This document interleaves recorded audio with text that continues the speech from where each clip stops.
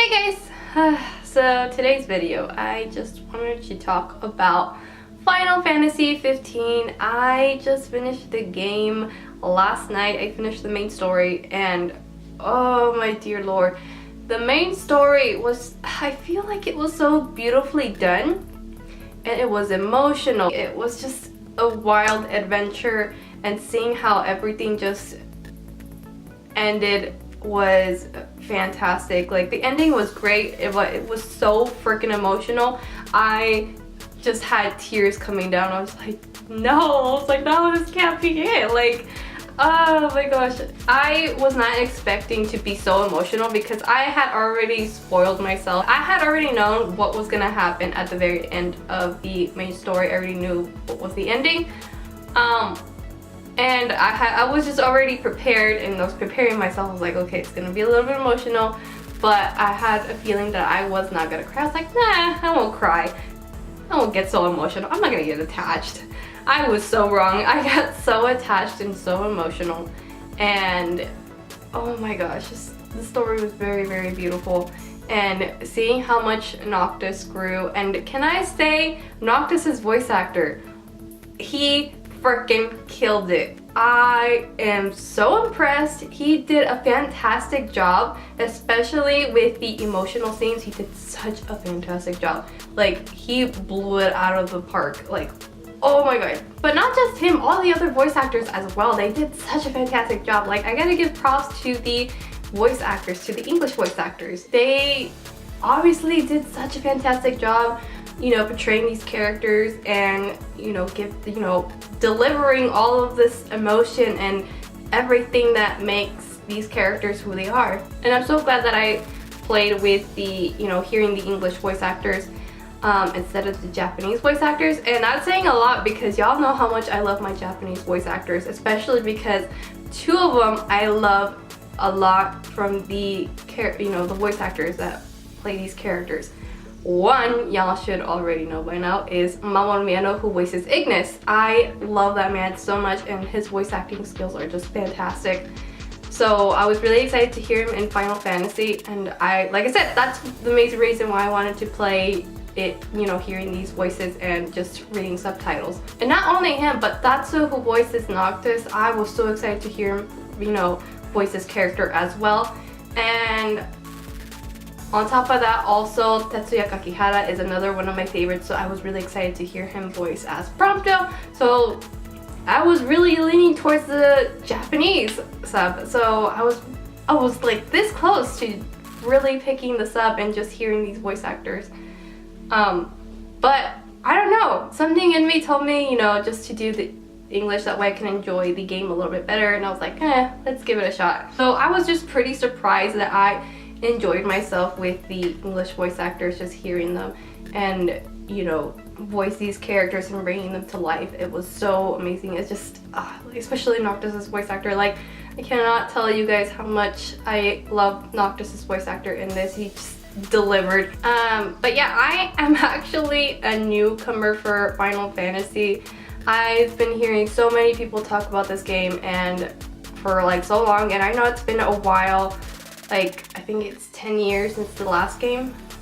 And the reason why I knew like all this information is because there's somebody that I follow on Tumblr that plays these games for a long time. She's been like a Final Fantasy fan for a long time, and just seeing her excitement and seeing how much she always just posted like different little things and information as well. She made me basically cave into this fandom. I was like, okay, I gotta give it a shot and see what the fuss is all about.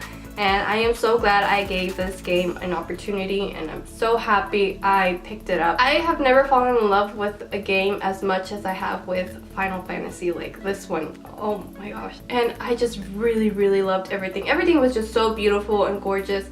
The characters, oh my gosh, the character designs, they looked really, like, the characters look so realistic.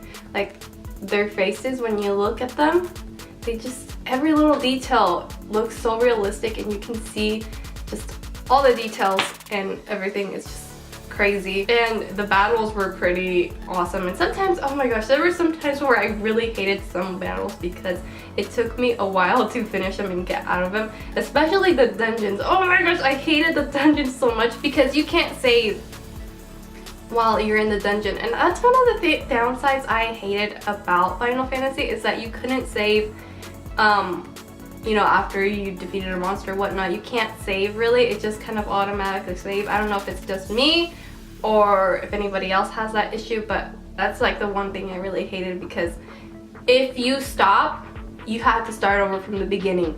And that's what sucks the most, because I would literally stay up until like 3 or 4 in the morning just so I wouldn't have to start over from the very beginning.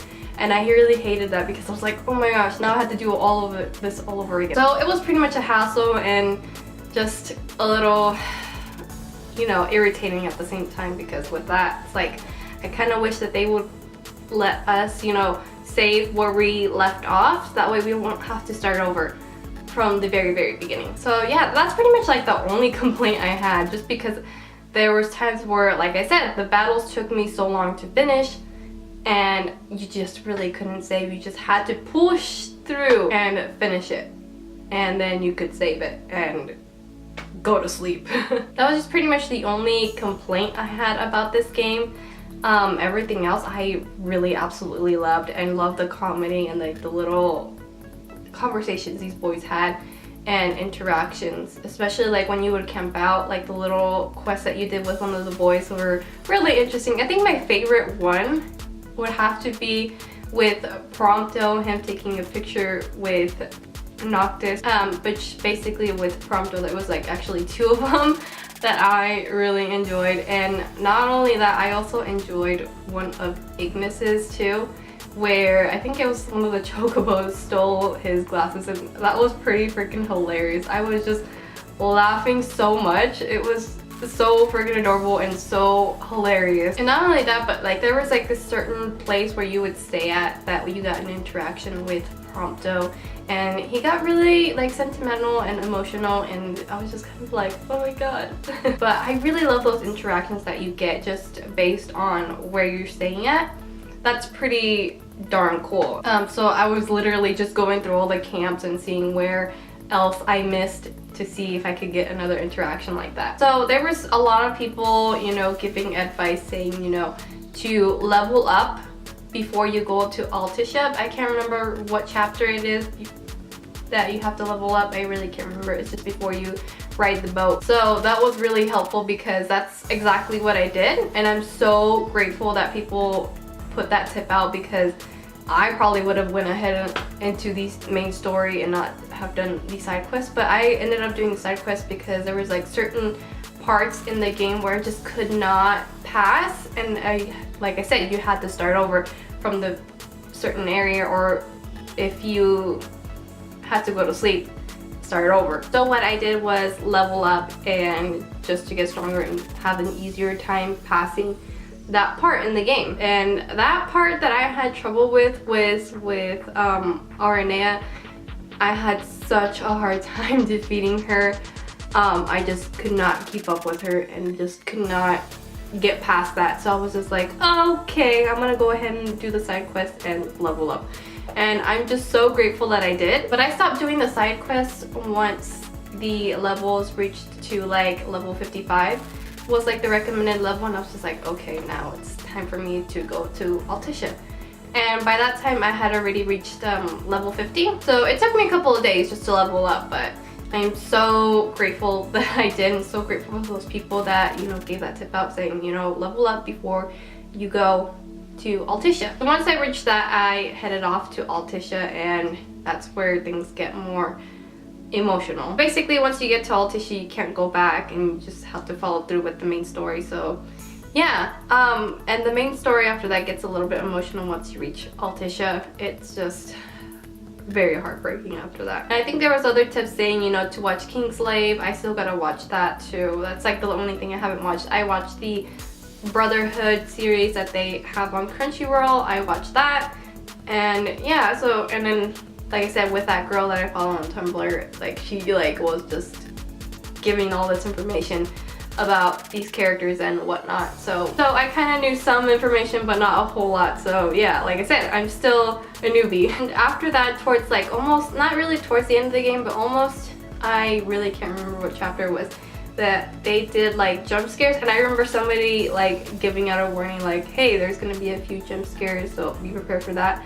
And I completely forgot about that. I was just so focused in the game, and like out of nowhere, and like I said, I wasn't expecting it, something like popped out of nowhere and like scared me so bad that I had to like pause the game a little bit just to like calm myself down. I was just like, oh my god, like it scared me so much that my heart was like pounding so bad. So yeah, that's pretty much all of like the little tips that I saw about Final Fantasy. And I know that they're gonna come out with like, I think it was like storylines for the other characters as well, so and they're gonna make them playable characters as well and not just Noctis, which is awesome because I will love to play as Prompto. Like I ended up growing to love Prompto a lot during this game. Like I was between Noctis and Prompto, but Prompto like won me over. I really don't know what it was, but I just really enjoyed this character so much throughout this whole game. It's really sad that I finished the game though. Like damn, like this was such a wild journey, and I just really grew to love these boys, and just I feel so empty now just finishing the game. Like the main story is just like, what do I do now? Like what is there to life? But yeah, that's pretty much everything I really have to say overall. Right now I have the Stand By Me song stuck in my head, which the cover is done by Florence and the Machine, which is so beautifully done, especially during the credits you see that, and then with all the pictures that Prompto took. Oh my gosh, that like just hit home even more, and just, oh my goodness, just at the very end of the credits too, it just really hit home a lot more. Like it just hits you so hard, and it makes it like 1,000 times more emotional. I can see the hype over this now. It's definitely a really, really good game.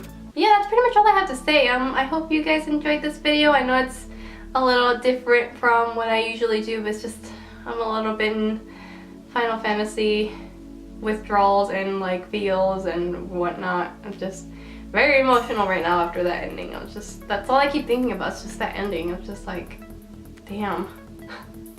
But yeah, other than that, I just really hope you guys enjoyed this video, and I will see you guys in my next video. Bye!